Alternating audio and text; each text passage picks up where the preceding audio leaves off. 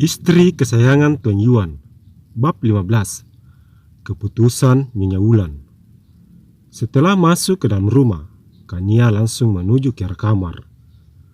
Kembali, langkahnya harus terhenti tatkala melihat pintu kamar Nyonya Wulan terbuka.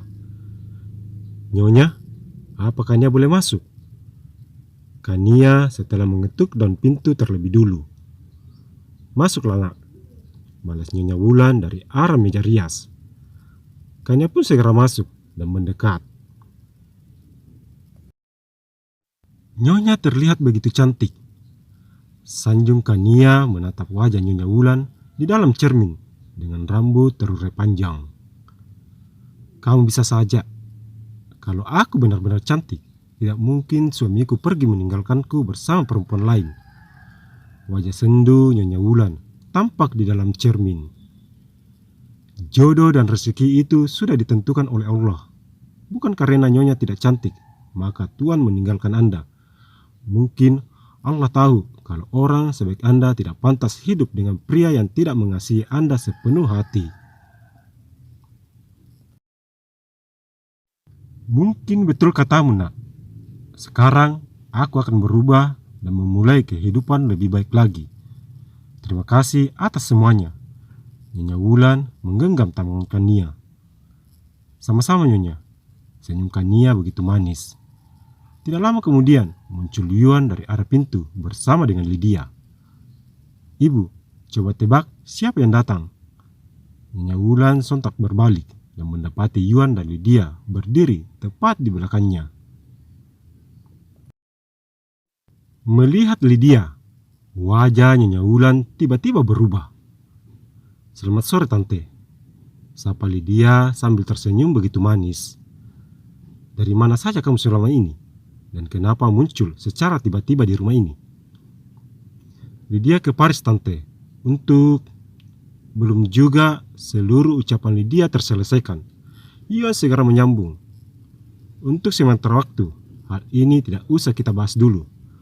Ada baiknya kita makan malam bersama.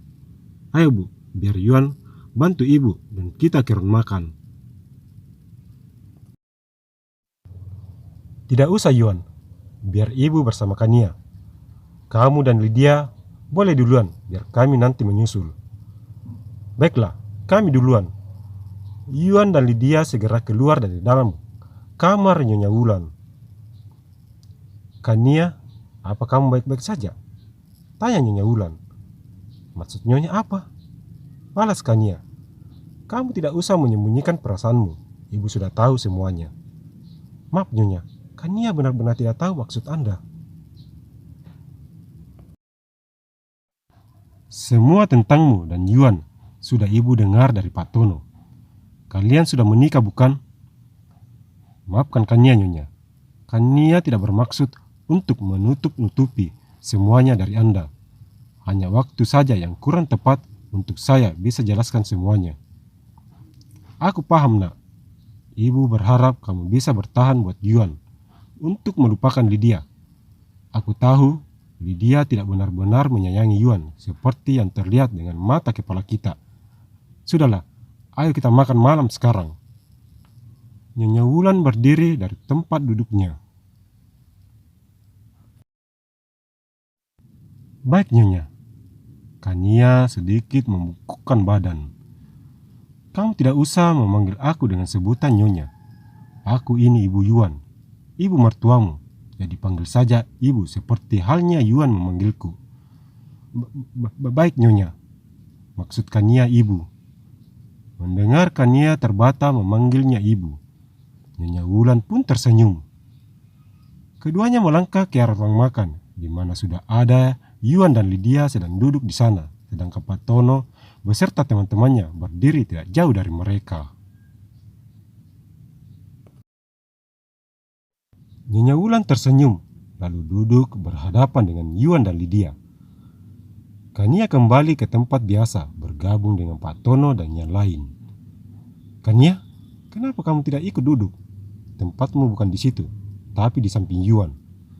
Seketika mata Yuan dan Lydia terbuka sempurna. "Tempat saya memang di sini dari pertama saya masuk kerja, Nyonya. Balas Kania yang tidak berani menatap mata Yuan. Mungkin dulu iya, tetapi sekarang beda. Ayo, sekarang kamu ke sana. Tanpa menunggu lama, Kania segera maju dan melangkah ke arah kursi kosong di samping Yuan. Duduklah, mulai sekarang kursi itu sudah jadi milikmu. Terima kasih banyak, Bu. Dengan perasaan canggung, Kania pun duduk di samping Yuan. Sayang, kamu mau makan apa? Biar aku ambilin. Ucap Lydia yang mulai mengambil piring yang ada di depan Yuan. Lydia, kamu tidak usah repot-repot melakukan itu. Biarkan Kania yang melakukannya. Kania, lakukan tugasmu dengan baik. Tanpa menjawab, Kania pun mengambil piring yang sempat dipegang oleh Lydia.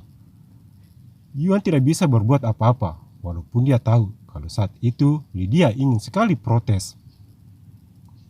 Dengan telaten, Kania mengisi piring Yuan. Setelah dirasa cukup, Kania kembali meletakkan piring di depan Yuan.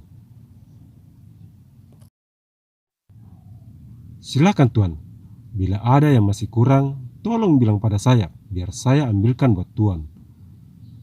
Apa ibu juga mau saya melakukan hal yang sama? Tatap Kania pada Nyonya Wulan. Tidak usah sayang, ibu bisa sendiri.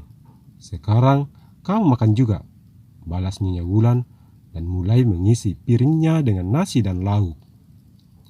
Suasana dalam ruang makan terdengar hening. Hanya sesekali sendok, garpu, dan piring saling berdenting hingga terlihat keempatnya menyilang sendok dan garpu di atas piring, menandakan kalau mereka berempat sudah selesai menikmati makan malam. Lydia segera berdiri dan keluar dari dalam ruangan itu. Lydia, tunggu! Yuan berdiri dan melangkah mengikuti Lydia dari arah belakang. Nyonya Wulan hanya bisa tersenyum melihat peristiwa itu. Mari Kania antar ibu ke kamar. Kania berdiri dan melangkah mendekati Nyonya Wulan. Terima kasih. Nyonya Wulan ikut berdiri. Keduanya melangkah menuju ke arah kamar Nyonya Wulan. Belum juga Nyonya Wulan masuk ke dalam kamar, perempuan parubaya tersebut berhenti. Kamar Kania di mana? Tanya lembut perempuan parubaya itu. Tidak jauh dari sini, pas pembelokan itu. Tunjuk Kania ke arah sebuah lorong.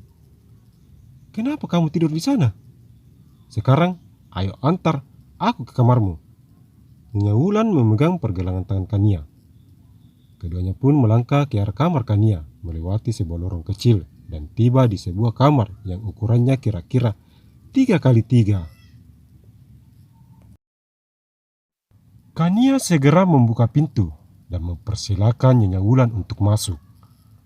Sesaat, Nyonya Wulan memperhatikan isi kamar tersebut hingga membuat perempuan parubaya itu menggelengkan kepalanya.